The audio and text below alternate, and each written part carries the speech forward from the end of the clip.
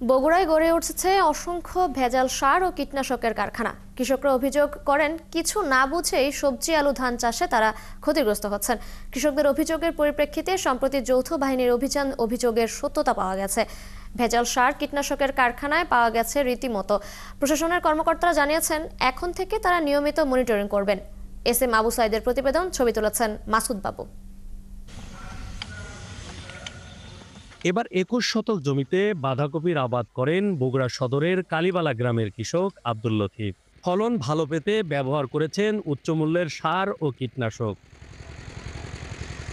তার অভিযোগ, আবাদ পেতে সবকিছুই করা হয়েছে ঠিকঠাক, কিন্তু সারের ভেজাল থাকায় কাঙ্ক্ষিত ফলন পাননি তিনি। কৃষকের লস, দর্শকের লস। কেউ যদি না আবাদ খুব পাবি। এই যে কৃষক গুলো দেখো এত খাটেছি, ওদের মধ্যে খাটে লাভ নাই। শুধু আব্দুল লতিফই নন, একই অবস্থা জেলার বহু কৃষকের। তারা বলছেন, ভেজাল সারের কারণে ফসল নষ্ট হচ্ছে। এটা পরে বাদ দিয়ে আবার সে নতুন ভাবে ঘুরিয়ে দেওয়া হয়, দিয়ে আনতে দেওয়া হয়। পোকা মরে মরে না, গাছ কাটে দেয়, আবার বহুকাল পচে যায়। যে আমরা সার পাচ্ছি, সেই সার দিয়ে কোনো কাজ হচ্ছে না। সারও তো মনে করেন ডুপ্লিকেট। এলাকার দোকানদারদের দাবি, তারা ডিলারের মাধ্যমে সার ও কীটনাশক নেন। তার ভিতরে কি থাকে তারা জানেন না। ভেজাল যখন দেখি তখন আমরা এই জিনিসটা বিক্রি করে তখন উদ্যোগের মতো আমরা জানাইতে না। হ্যাঁ, জানার পর আমরা তখন ছেড়ে তারা যা আইনের ব্যবস্থা তারা ছিল। এদিকে যৌথ বাহিনীর অভিযানে মিলছে কৃষকদের অভিযোগের সত্যতা। নভেম্বরেই দুটি ভেজাল সার ও কীটনাশক কারখানা সিলগালা ও দুটি প্রতিষ্ঠানে ৮০,০০০ টাকা জরিমানা করা হয়। এরা দীর্ঘদিন ধরে ভেজাল সার ও কীটনাশক ব্র্যান্ডের মোড়কে বাজারজাত করে আসছিলেন। এগুলো আসলে একটা প্রোপাগান্ডা, আর আমাকে হেনস্থা করার কোনো একটা কারণ হলেও হতে পারে। এর সাথে আমার কোনো সংশ্লিষ্টতা নাই। এগুলো ঢাকার আপনার এই রেজিস্ট্রেশন যারা করে দেয়, অনেক লোক আছে, তাদের খামার বাড়ির আশেপাশে, তাদের কাছ থেকে করে নেওয়া। কৃষি বিভাগ বলছে, জেলায় সার ও কীটনাশকের অনুমোদিত প্রতিষ্ঠান ৭০টি। তবে এর বাইরে যা আছে তা অনুমোদনহীন।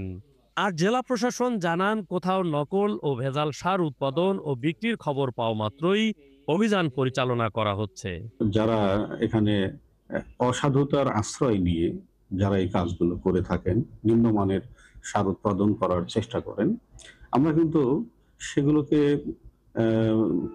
আইনের আওতায় নিয়ে এসে আমরা তাদেরকে শাস্তি প্রদানের ব্যবস্থা নিশ্চিত করছি।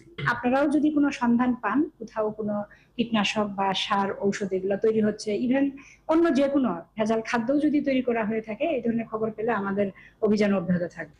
জেলায় চলতি মৌসুমে ৩,34,১০০ হেক্টর জমিতে সার ও কীটনাশক ব্যবহার করা হয়েছে। S M Abu Sayeed, ৭১, Bogura. দর্শক, বগুড়ার সার কীটনাশকের আরো খবর জানাতে আমাদের সাথে যুক্ত হচ্ছেন সহকর্মী আবু সাইদ। সাইদ, প্রশাসনের তো নিয়মিত মনিটরিং এর কথা রয়েছে, তাদের কোনো কার্যক্রম দেখছেন কি? এছাড়া ক্ষতিগ্রস্ত কৃষকদের জন্য প্রশাসন কোনো উদ্যোগ নেবে কিনা, এ ব্যাপারে কিছু জানতে পেরেছেন? আপনাকে ধন্যবাদ। আপনি জানেন যে বগুড়া কৃষি সমৃদ্ধ একটি এলাকা।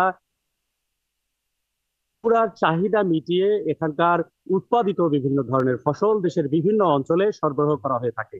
অথচ সেই অঞ্চলের চাষিরা বরাবরই এই চাষ করতে গিয়ে নানা ধরনের বিড়ম্বনায় পড়ে।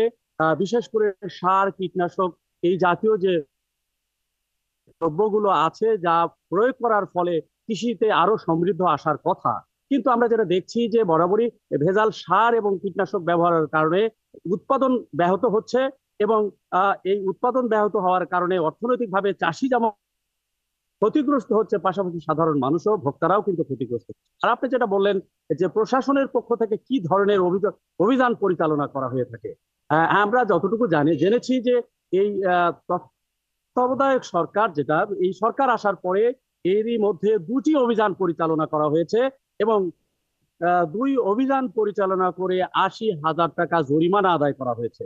কিন্তু এর পূর্বে এই ধরনের ভেজাল সারের বিষয়ে কিন্তু কৃষি বিভাগ থেকে সেই রকম উল্লেখযোগ্য কোনো অভিযান আমাদের নজরে পড়েনি। আমরা কথা বলেছিলাম কৃষি কর্মকর্তাদের সাথে যে আসলে এই ধরনের অভিযান পরিচালনা না করার কারণে কৃষকরা ক্ষতিগ্রস্ত হচ্ছে, আমার দেশের উৎপাদন ব্যাহত হচ্ছে, আপনারা কি ব্যবস্থা নিয়েছেন? তারা সুনির্দিষ্ট করে ওইভাবে বলেননি, ওনারা অভিযান পরিচালনা করা হয়ে থাকে। আমরা জিজ্ঞাসা করেছিলাম যে বগুড়ায় এই ধরনের কীটনাশক কারখানা কতগুলো নিবন্ধিত রয়েছে, তারা বলেছিলেন 70, কিন্তু 70-এর অধিক একাধিক প্রতিষ্ঠান কিন্তু বগুড়ার আনাচে কানাচে গড়ে উঠেছে, যারা প্যাকিং করছে এবং নামি দামি ব্র্যান্ডের যে কোম্পানিগুলো আছে সেই কোম্পানিগুলোর একেবারে সেম মোড়কের সাথে এই মোড়কগুলো তৈরি করে বাজারজাত করছে, যে কারণে ডিলার এবং কৃষক কেউই বুঝতে পারছেন না যে কোনটা আসল এবং ভেজাল। এবং আসল এবং ভেজাল একাকার হয়ে যাওয়ার কারণে চাষিরা যে সার কীটনাশক জমিতে ব্যবহার করছেন তার ফলে জমির মাটির উর্বরতা শক্তি কমে যাচ্ছে, ফলে উৎপাদন ব্যাহত হচ্ছে, আর এ কারণে চাষি বারবার ক্ষতিগ্রস্ত হচ্ছে। আপনি বলেছিলেন যে আসলে ক্ষতিগ্রস্ত চাষিদের ক্ষতিপূরণের ক্ষেত্রে আসলে কৃষি বিভাগ কি ধরনের কার্যকরী পদক্ষেপ গ্রহণ করা হয়েছে কিনা। হ্যাঁ, আমরা কথা বলেছিলাম জেলা কৃষি সম্প্রসারণ অধিদপ্তরের কর্মকর্তা মতলুবুর রহমানের সাথে। তিনি বলেছেন যে আমরা মনিটর এই ধরনের কোনো ক্ষতিপূরণ এখনো কোনো চাষিকে দেওয়া হয়নি এবং তাদের দৃষ্টিতে উল্লেখযোগ্য কোনো ক্ষয়ক্ষতি এখনো তাদের নজরে আসেনি। কিন্তু আমরা বলেছিলাম যে এই যে যৌথ বাহিনী অভিযান পরিচালনা করার সাইদ, আপনি থাকবেন, খোঁজ খবর রাখতে থাকুন, আমরা পরবর্তীতে আপনার সাথে আবারও যুক্ত হব। চোরাই 300 বস্তা চাল সহ 2 যুবককে গ্রেফতার করেছে যশোরের ডিবি পুলিশ। ঝিনাইদহের মহেশপুর গৌরীনাথপুর এলাকায় অভিযান চালিয়ে তাদের গ্রেফতার করা হয়। যশোর ডিবি পুলিশের